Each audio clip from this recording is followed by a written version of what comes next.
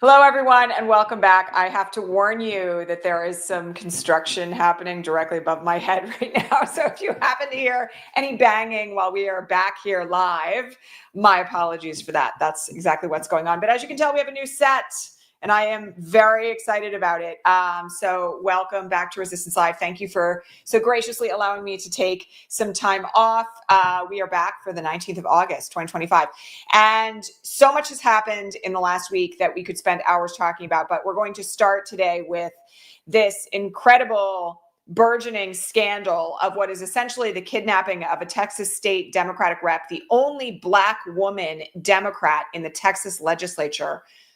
Unbelievable turn of events. I personally am shocked that this isn't like the running headline on every major media news source over the last 24 hours.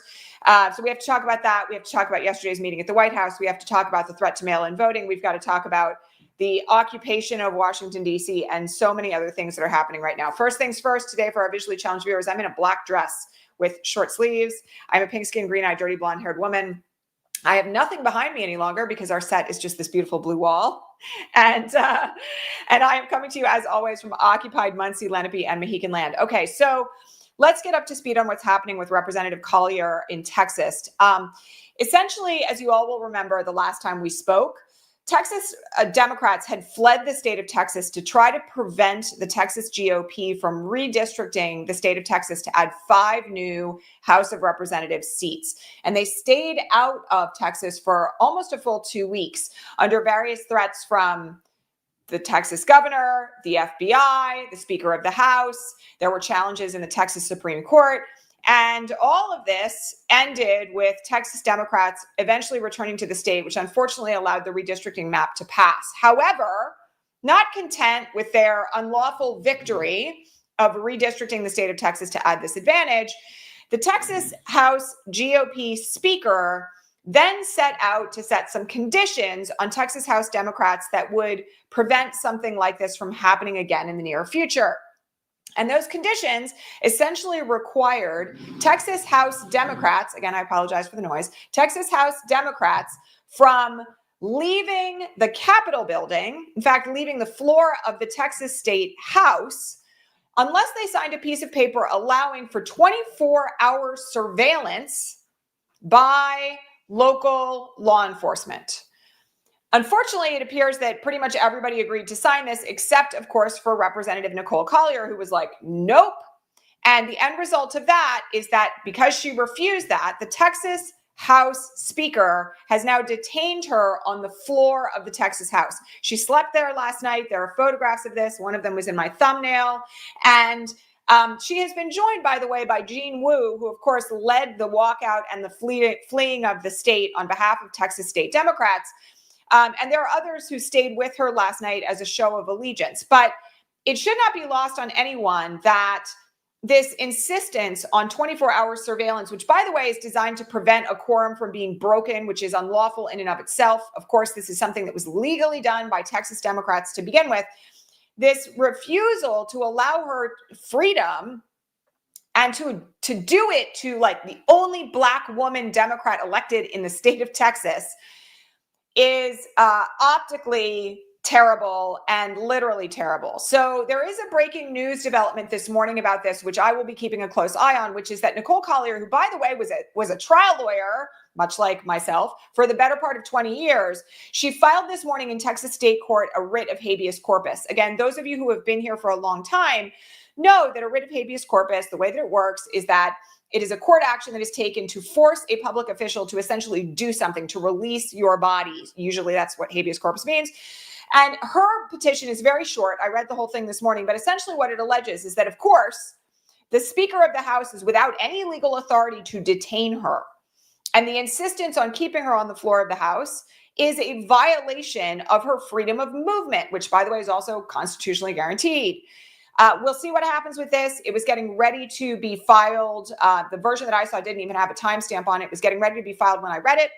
And this is something in the form of an emergency petition. So we shall see whether or not she actually has to spend a second night in the State House, sleeping in a chair with, like, you know, a pillow and a blanket that are out of her office, or whether or not she will actually be allowed to return home. So this is a situation to keep an eye on. And I will just say that much like others, including Mariam Kaba, the arrest of Ras Baraka back in the spring was something of a harbinger of what was to come. Because if you can arrest a local official for doing their job, or you can take other unprecedented actions like, slamming a senator for the state of California to the floor and arresting them, doing various other things, now prosecuting LaMonica McIver, the New Jersey rep who was present at Ras Baraka's arrest.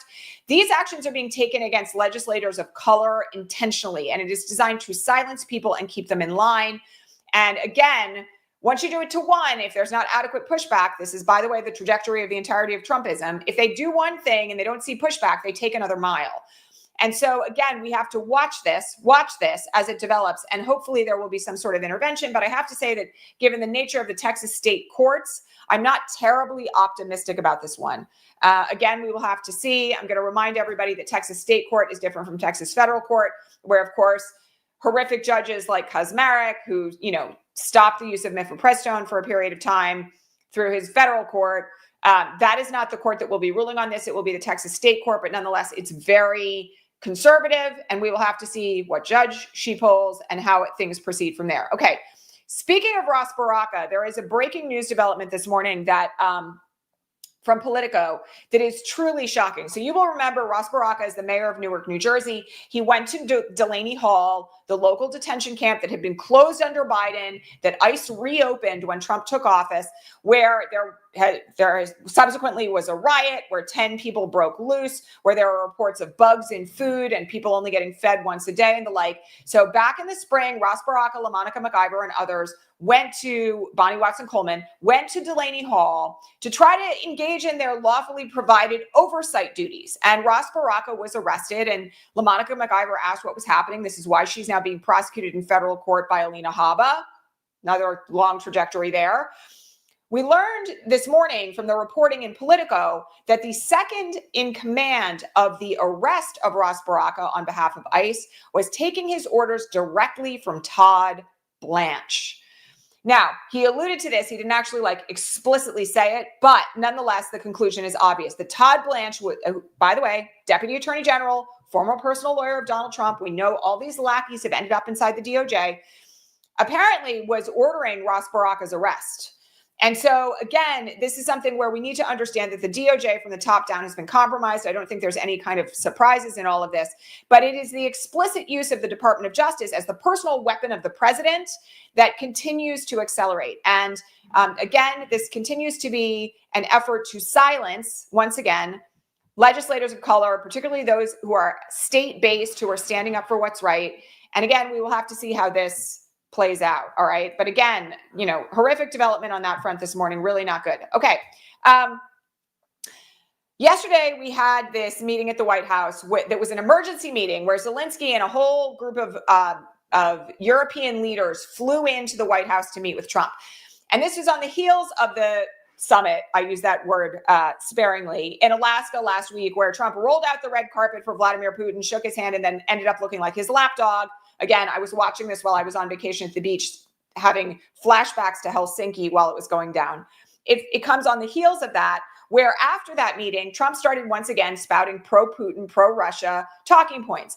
And so over the weekend, miraculously, Zelensky and this group of European leaders, including, the head of the EU, the head of France, the head of Finland, various other senior officials, the head of Italy, Giorgiano Meloni, who, by the way, is aligned with the far right, nonetheless, showed up to back Zelensky in front of Donald Trump. And the aim of this was to try to get Trump to commit to actually doing something to benefit Ukraine. During the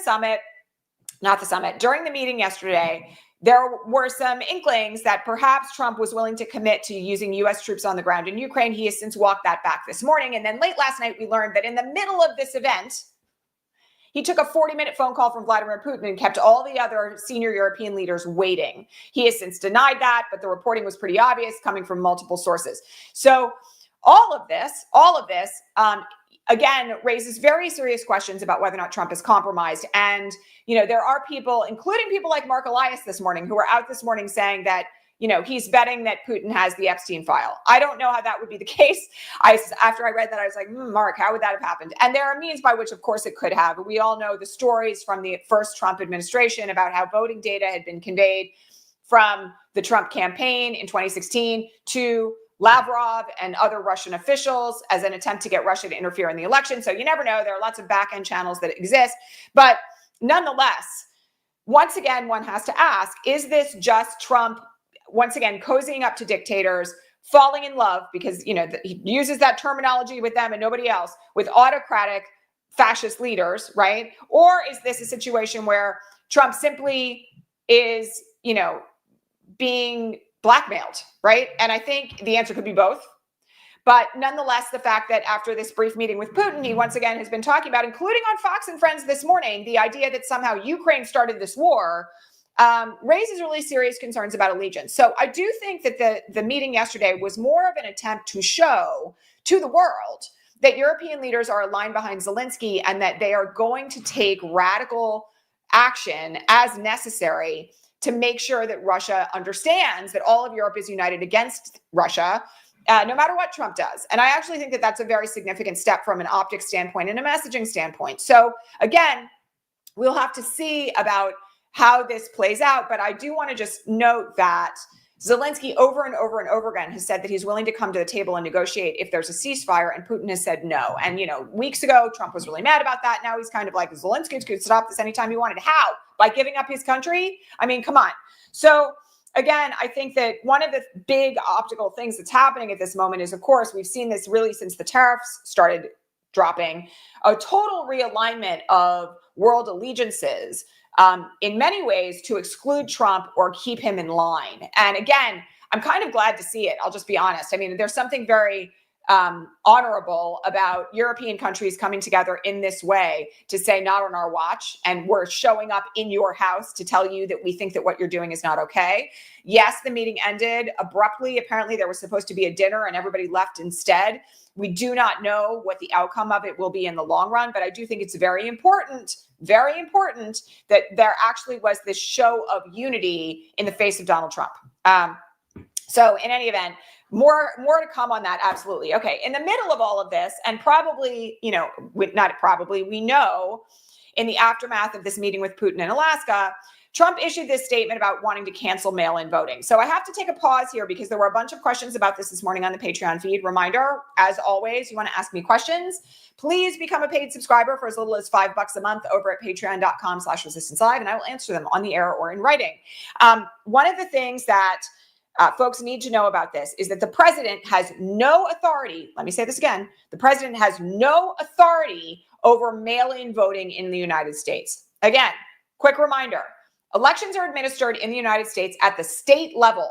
Whether or not mail-in voting is permissible is decided at the state level. He does not have any capacity to ban mail-in voting in the United States. So this is obviously a part of a pattern, an attempt to threaten the sanctity of U.S. elections, and him writing an executive order about this or posting something on Truth Social has no bearing on whether or not mail-in voting will be legitimate in the states, okay? I know that there are many people cynical, bitter, rolling around right now going like, well, he's going to try to do it anyway. He might, but this is one of the reasons why, as I've said here now for like years, getting involved where you live locally really matters a lot, because there are certain states that will take instruction from Donald Trump when he does things like this, and there are others that will not. And a lot of that is dependent on whether or not there is local pushback against efforts like this where you live, okay? There's plenty of opportunities right now to get involved in issues around voting rights. It's going to become more and more important in order to do that, as we approach the 2026 election cycle. But for now, please rest assured that the mail-in voting thing is pretty much an empty threat.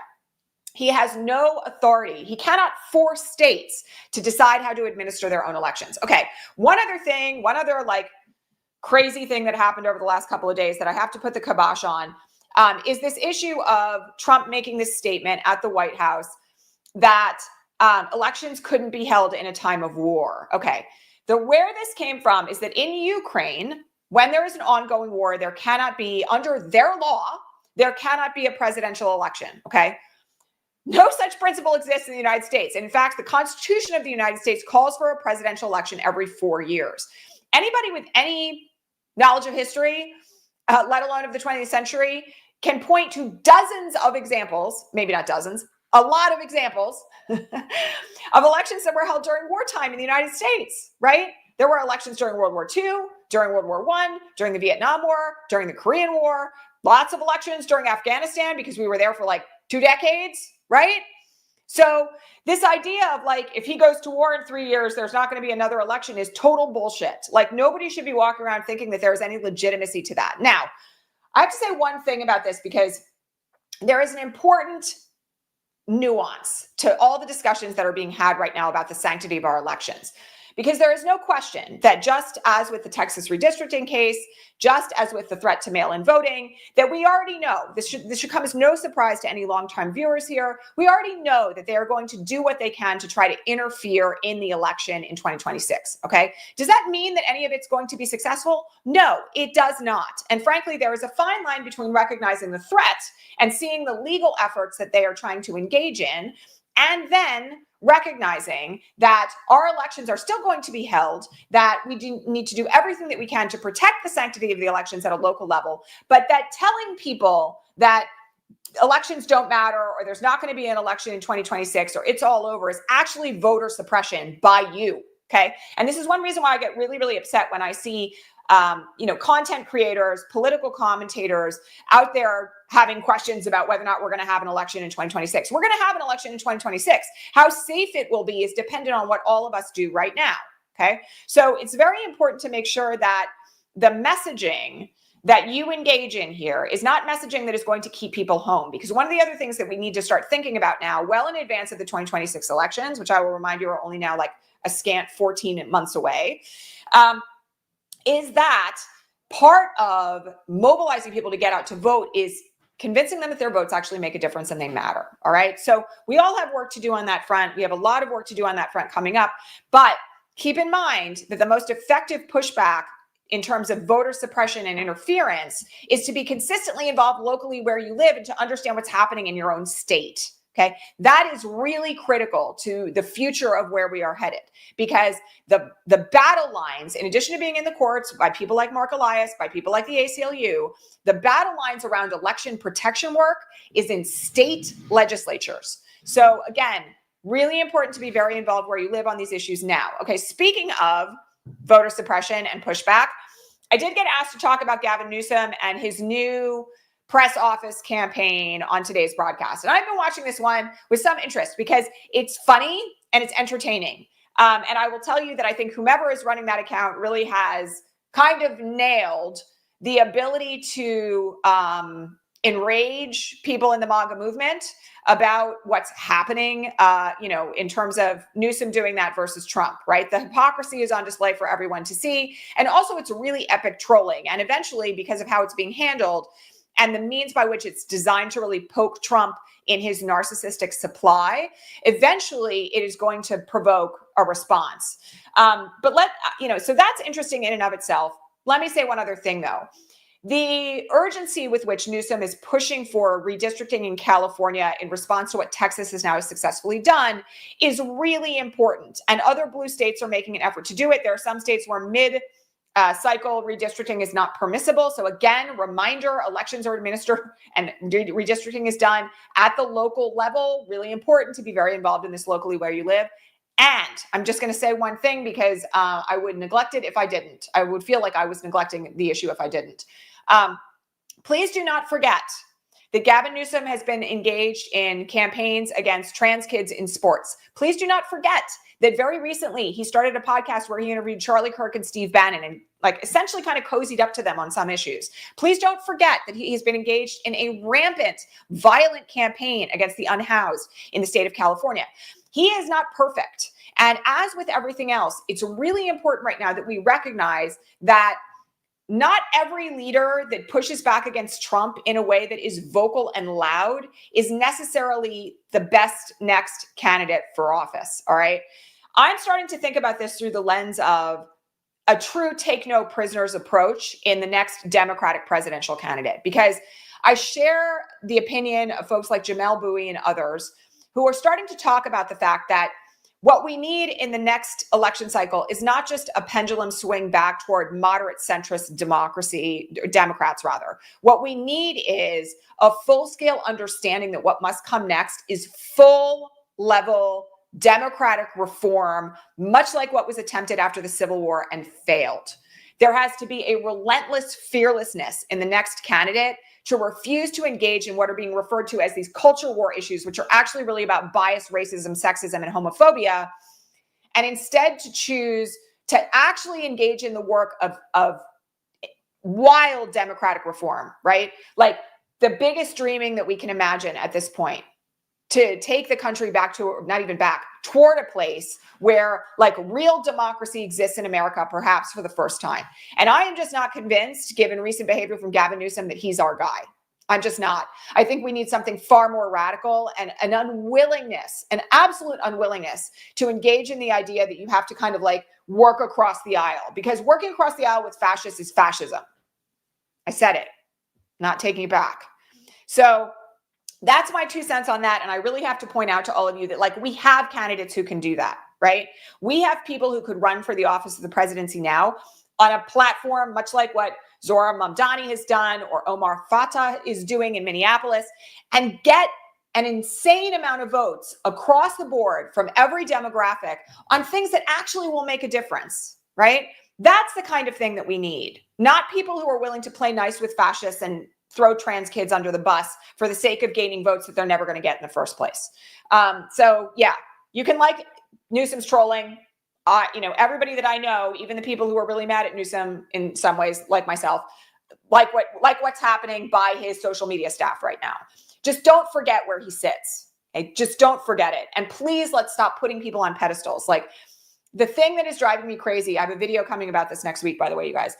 The thing that is driving me crazy right now is folks who are like, where's the next great leader who's going to lead us out of this, right? Because that lionizing of leaders actually is how we got here in the first place to some extent. What we really need to do right now is understand that power lies with people, right? Not with any one leader rising to kind of like lead the way out, because by the way, those leaders get murdered under fascist regimes. All you have to do is look at Navalny. What we actually need is like everyday individuals to just start taking power back where they live, to start exercising power that they have where they live, because together that forms a movement that's movable. And then we elect candidates that align with our values. That's the best way to go. So that's my 2 cents on that. Okay. DC is under federal occupation right now. I think everybody knows this. Speaking of the Civil War, there are a lot of folks who are comparing red states being willing to mobilize their National Guard to kind of essentially invade DC to the precursor to another hot civil war. I've been saying for a very long time, we're in a cold civil war. That is an information war. It is not a ground war. But nonetheless, this particular effort is appalling and really bad. And I know many of us have seen the videos and the footage of what's happening in DC. I think a lot of people here know I went to law school in DC. I also lived there for a couple of years after law school. And a lot of this action has actually been happening like right at the intersection that I used to live on for like 4 years. And it's very strange. Like it's, like kind of watching them move like in the landscape of my old apartment going like, that is not actually, okay, let me pause here for 1 second because there's a really important point I need to make, by the way. One of the ways in which Democrats and people on the left are failing right now in talking about this militarization of DC is talking about it in terms of crime stats. All right. So you see people pushing back going like, South Carolina has sent their National Guard in. South Carolina's crime stats are epically higher than Washington, D.C. Crime is not the point. Crime is the excuse. And this is one thing that we need to get really clear on from a messaging standpoint. They don't care about crime. They're doing this as an exercise of power. And in fact, there's been some reporting over the last week that indicates that they're seeing DC as a test case. They want to normalize the idea that the U.S. military can roll into any city at any time and start arresting people. They want people to get used to the idea of it so that living under that kind of fascist autocracy becomes like familiar. Okay. So talking about it from the standpoint of crime is actually failing to meet the moment. Okay. We need to talk about it for what it is. It's an invasion of the capital of the United States by red states at the behest of a fascist president. That's what it is. It's really not unlike, like tanks rolling into like capitals in Eastern Europe in the early stages of the Third Reich. So we need the messaging to be accurate on it. And also, I have to point out that Simultaneously to seeing the real threat of it, we also have to recognize like how badly it's failing, that DC residents are not having it. I think everybody by now knows all about Sandwich Guy, who actually was a DOJ employee, wild, like a lifer at the DOJ, who's since been fired. But, you know, DC residents are not having it. They're screaming back. They're asking questions. They're taking pictures. They're filming video at every chance that they can. And they're not really like successfully doing anything except patrolling like, you know, Adams Morgan, which is like a big bar scene strip in Northwest DC for God knows what, right? Like, I mean, I myself remarked on this while I was away, like that Porsche Taycan that's, you know, parked there sure looks like a threat. So it is a performative show of force. And so simultaneously, we have to recognize both things, that yes, it is the action of an autocratic fascist regime to weaponize the US military against its own citizens, to scare people and to show what they can do and to normalize that. And simultaneously, it's also like totally fake, right? Yes, there have been violent arrests of immigrants and people, you know, doing delivery routes, and in some instances, US citizens, and that's awful. But that's also happening everywhere else in the country. So we have to see it from both sides for what it is. And for God's sake, stop talking about crime statistics, because, you know, that gets us nowhere. Okay. Final thought for today. I was asked about for an update on Epstein, and I just want to say this. You know, part of what's happened in the last week while I've been away is that there's been so much other shit hitting the fan that attention has been drawn away from the Epstein scandal, okay? I just want to point out, though, that it continues to stick in particular ways, and people should continue to talk about it. I know that after a month and a half of like the Epstein files being squelched, the desperate desire in the MAGA movement is that people stop talking about it because everybody knows what it means. Everybody knows what it implicates. It's something where still, to this point, there is a critical need to continue talking about the fact that, like, he's in those files. He's in those files. And again, the DOJ is working at his behest to essentially prevent the public from knowing his like direct, explicit evidentiary involvement. So it's something that we really have to kind of continue to mention and talk about sort of routinely. Okay. Final thing I just want to mention today, before we set back to our regular schedule, because I'm here every day this week, and there will be a bonus broadcast for our Patreon subscribers this Friday, is this, okay? One of the things that I am troubled by right now, and there are many other high-level activists and organizers and people doing this work, really trying to get people to organize where they live, who have been remarking on this, is I want to push back on this idea that nobody is doing anything anywhere. Every single time I log into Blue Sky, there's somebody in my comments saying, like, why aren't people doing anything? So one of the things that you need to be aware of, and this is, again, another reason to make sure that you are following local media where you live, and particularly local independent media where you live, is that people are actually mobilizing everywhere. There are protests happening in Los Angeles that are not getting any traction in the mainstream news. There are protests happening in DC that are not getting any traction in the mainstream news. There are pushbacks against ICE happening all over the country that are not getting any traction anywhere outside of local independent journalism. So one of the things that I just want to say in response to that, because I think it's really important to call this out, is that if you think, or you're commenting, that nothing is happening anywhere to push back, what that tells me, and tells a lot of other people, I'm not the only person to say this morning, is that you yourself are not yet taking action. And the action that we all need to take right now is simply just the next best step, right? What's one thing that you can do today that will help to move the needle where you live? Maybe it's talking to your neighbor about what's happening. Maybe it's making a donation to your local food bank. Maybe it's finally making a phone call to your local Immigration Rights Action Network and asking how you can help. Maybe it's starting to do some organizing around a local ballot initiative, or for someone who's running for your city council. We have a governor's race here in my state this year that people are really starting to ramp up for now. Just take one next best step. Because the second that you start getting involved with others who are making a difference, you're going to realize that people are actually pushing back and fighting back and resisting, like, everywhere.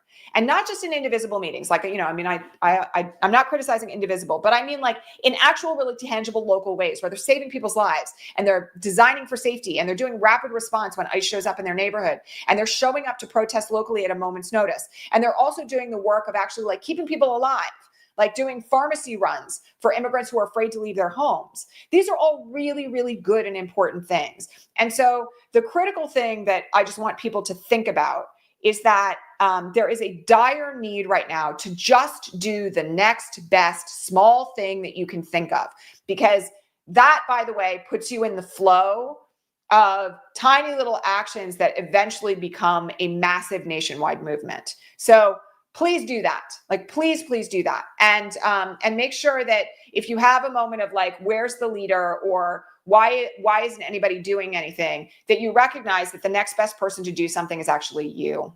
All right. So that's my message for today. Lots of love to all of you. I'm very happy to be back. My new set's going to get a little bit more vibrant over the next couple of days because we're still settling into this space. So, there will be some things in the background and the like. But I'm very grateful to all of you. I also just want to say this, like, breaks are really necessary right now. I did check out of social media pretty much entirely for about 3 days of my break. I got some really good downtime. I kind of reconnected with some family members and some friends who I hadn't seen in a really long time, and also got some really good time with my kids. Like, it's important to tap into like human connections right now and that sort of downtime when you need it. So strongly recommend. All right. That's it for today, my friends. I will be back live regular time every day this week. I'm back on the clock now, and I look forward to seeing you guys here. All right. Bye.